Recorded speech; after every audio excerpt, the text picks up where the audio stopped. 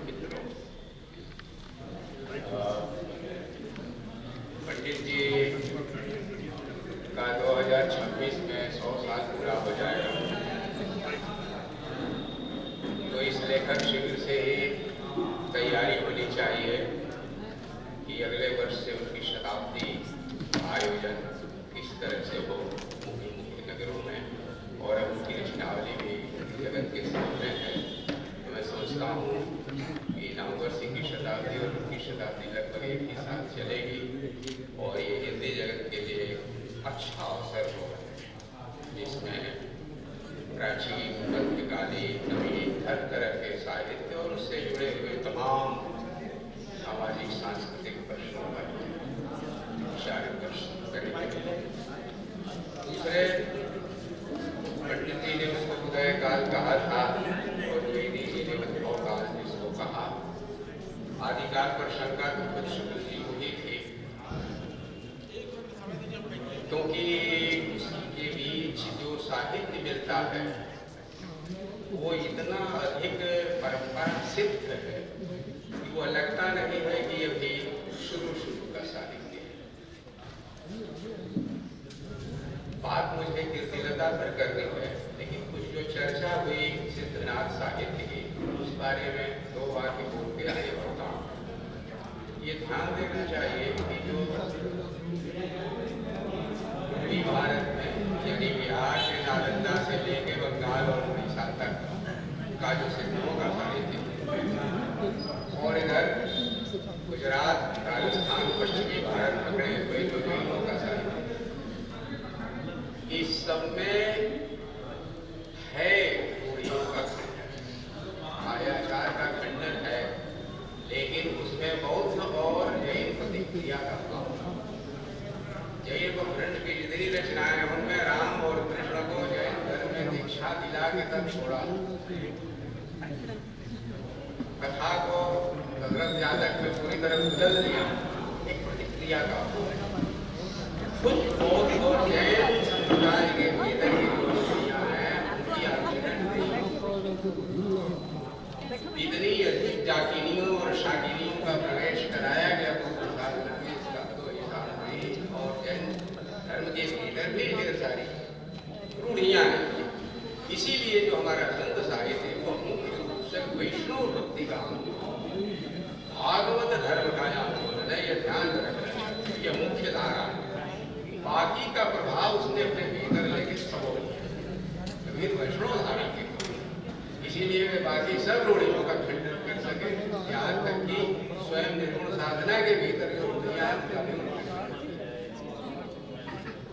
जो उदय काल का आखिरी छोर है, जो भक्ति काल को छूता है, उस दौर में है अमीर खुसरो, विद्यापति, दाऊद और मौलाना दाऊद का चाँद आया भाई काशी में मिला था और रायगढ़ दास को, और बाद में माता विशाल परमेश्वरी लाल जी ने उन्होंने संभाला की।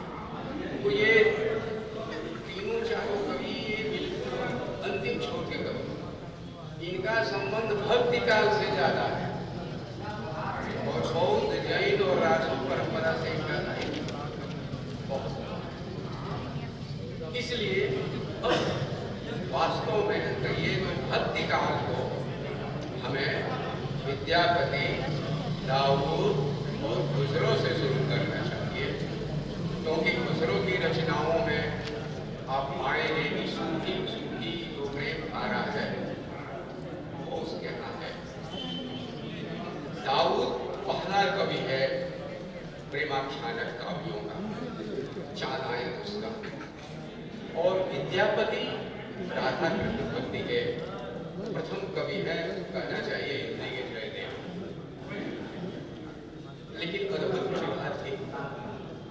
संस्कृत में 12-14 रचनाएं हैं उनकी, लिखनावली जिसमें पत्र लेखन के नमूने हैं, दान वाक्यावली जिन्होंने दान महिमा के जितने वो एक इकट्ठा किया, विभाग सार उनकी रचना है, वो दाय भाग के कानून का संग्रह, यानी बंटवारे का जो मोरूसी हक है उसके कानून का संग्रह। भू परिक्रमा बलराम ने जो विभिन्न तीर्थों का भ्रमण किया था तो वो परिक्रमा तो अद्भुत प्रतिभा थी। पुरुष परीक्षा अपने ढंग की अनोखी कहानी। लड़की का पिता वर ढूंढने निकलता है और एक से एक लड़के मिलते हैं।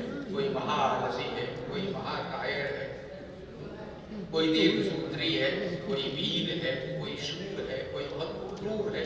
किसी किसी पुरुष परीक्षा बहरहाल उनकी रचना जो अमर हुई वो तो है पदावली।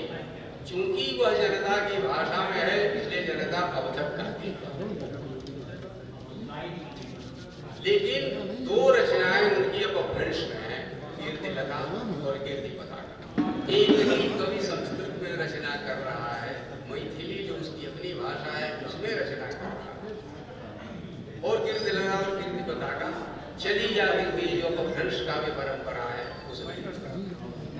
अब कीर्तिलता पर काम करने वाला जो अध्येता है आमतौर पर उसकी भाषा का विवेचन कुछ ऐसी दिशा में जाता है मानो संस्कृत से प्राकृत, प्राकृत से अपभ्रंश, अपभ्रंश से अवहट, अवहट से होती हुई हिंदी निकली। ये कैसा हो सकता? उसी जमाने में खुसरो लिख रहे हैं हिंदी, विद्यापति लिख रहे हैं मैथिली, दाऊद अवधी में लिख रहे हैं। तो ये अवहट और अपभ्रंश और प्राकृत ये वो ऐसी भाषा नहीं है जिनको जनता बोलती थी। पहले तो यह संस्कृत भाषा ही ऐसी भाषा थी जो पूरे भारत में समझी जा सकती थी। इसीलिए उसमें भारत के तमाम अंचलों के शब्दों का प्रमाण होता है। और इस दौर में अपभ्रंश काल में संस्कृत ने लोक भाषाओं के भी मुहावरों को समेटना शुरू किया। भेटितः, भेंट करने के लिए भेटितः, सौंपना है, समर्पयत। तो उन्होंने जो लोक भाषाएं हैं उनका उन्होंने संस्कृत में अनुवाद किया। उद्योधन सूरी के हैं और दौर की रचनाएं हैं उनके यहाँ संस्कृत भी लोक भाषाओं की छूटने लगी थी। हिंदी के मुहावरे उसमें आने लगे और संयुक्त क्रियाएं मिलती है संस्कृत में। कर्तुम लगना, करने लगा। और हिंदी में तो 5-5 क्रियाएं एक ही में जोड़ देते हैं। यह काम मैं 7 वर्षों से करता चला आ रहा हूँ। करना, चलना, आना, रहना और होना, 5 क्रियाएं एक में। संस्कृत में इस तरह से क्रियाओं का भाव नहीं है। लेकिन इस दौर में क्रमशः संस्कृत और सबकी सब भाषाएं लोक की ओर झुकना शुरू हुई। हेमचंद्र के दोहे 12वीं शताब्दी के आते हैं। तो 8वीं सदी से हम उदय काल ले रहे हैं, यानी से दशहरा पासे, और यहाँ 13वीं 14वीं तक आते आते एक ऐसे वातावरण में हम पहुँचते हैं कि भाव की दृष्टि से एक और वह भक्ति काल को छू रहा है और भाषा की दृष्टि से एकदम लोक भाषाओं के पास पहुँचता है। तो विद्यापति की कीर्तिलता भी अवहट में होते हुए भी हमारी लोक भाषाओं के बहुत पास है। महाराजा कीर्ति सिंह के पिता को गणेश्वर को असलान जो मुस्लिम शासक है उसने विश्वास में लेके और उनकी हत्या कर दी और उनके राज्य पर कब्जा कर दिया। दोनों भाई बहुत बालक थे, वीरेश्वर और कीर्ति। तो कीर्ति जब सियाना होता है और असलान को लगा कि हमने गलती कर दी, हमको इनको मिलाना चाहिए और इनको मित्र बनाना चाहिए, और वो भेजता है अपना प्रस्ताव। कीर्ति सिंह जो है वो कहता है महान विहुना जीना शत्रु दे राज, शत्रु का दिया हुआ राज मान के बिना जीना ये सब जो है वो उचित नहीं है, और बिना बुलाए भोजन करना तीनों का ये तीनों कायरों का काम है, ये मैंने सीखा। और फिर वो असलान को ललकारता है। किसके बल पर ललकारता है? वो जौनपुर तक आता है वीर सिंह भाई के साथ, और यहाँ से इब्राहिम शाह की सेना का समर्थन लेकर युद्ध करता है और असलान को युद्ध में मारता है और राज्य श्री को फिर से अधिकार में लेता है तो उसकी वीरता का वर्णन है 4 पल्लवों में कीर्तिलता में। इस दृष्टि से देखिए तो रासो साहित्य से वो रासो में एक ही पृथ्वीराज पता नहीं 40 शादियां करता है कि 50 शादियां करता है, और उसकी हर शादी में 1000-1500 आदमी मारे जाते हैं, और उन युद्धों का वर्णन। तो ये राजाओं का तो ये बहुत पुनीत कार्य था।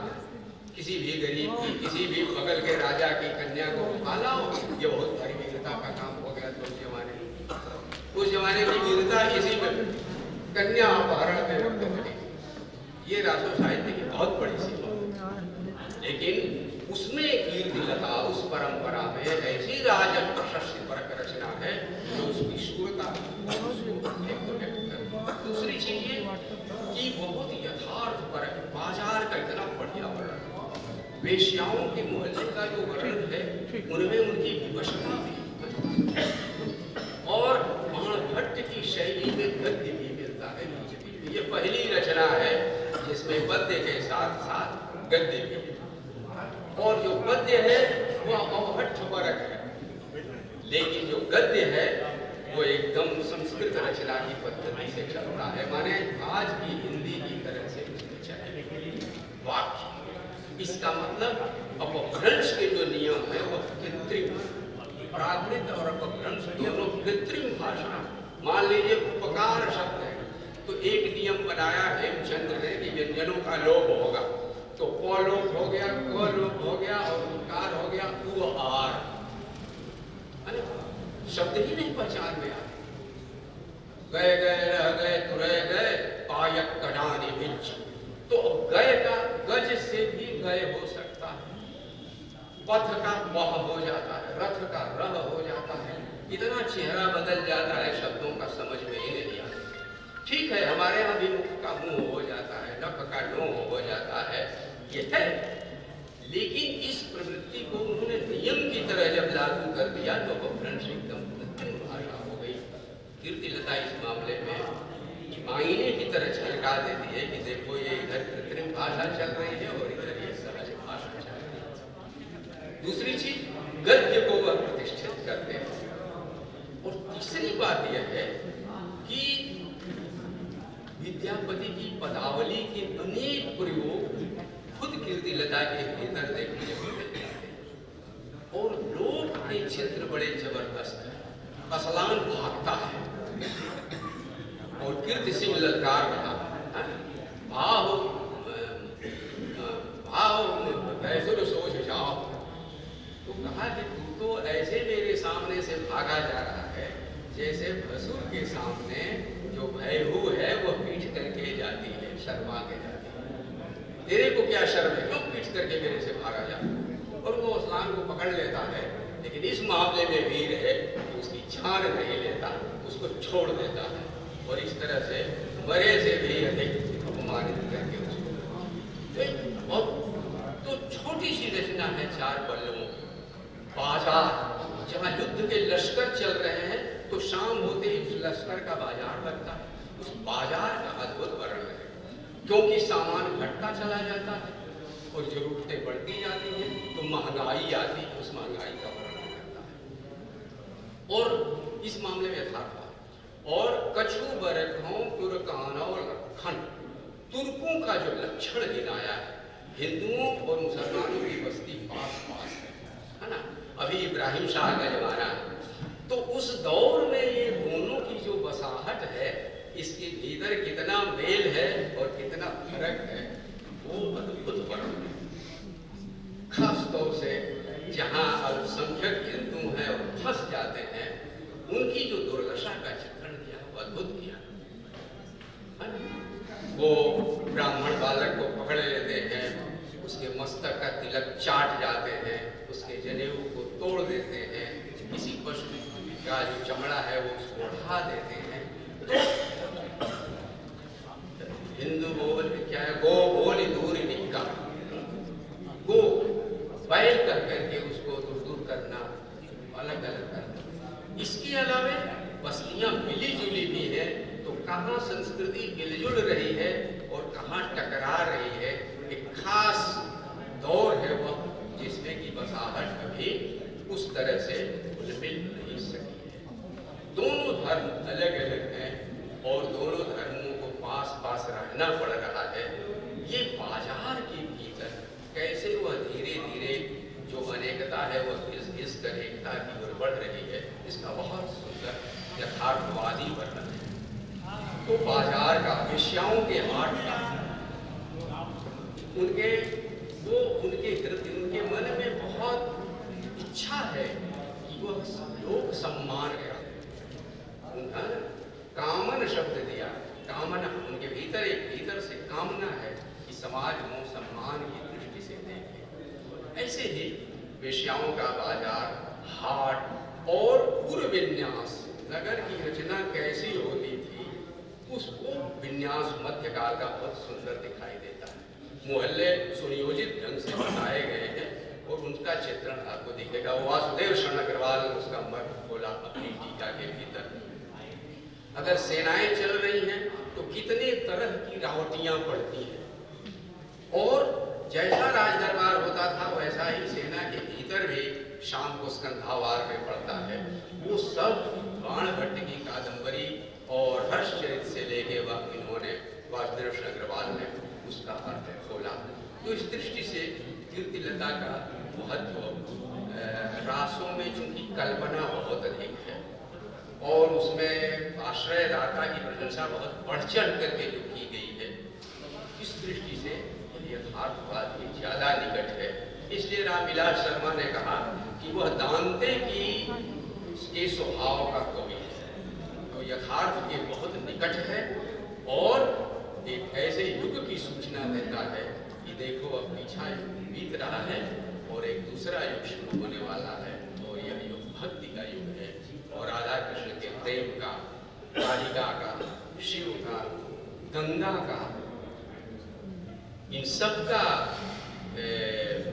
जो लोक सम्मान है, कवि के हृदय में उसके भीतर जो अनुराग है उनके प्रति, वह सब उसके पदों में छलका पड़ता है।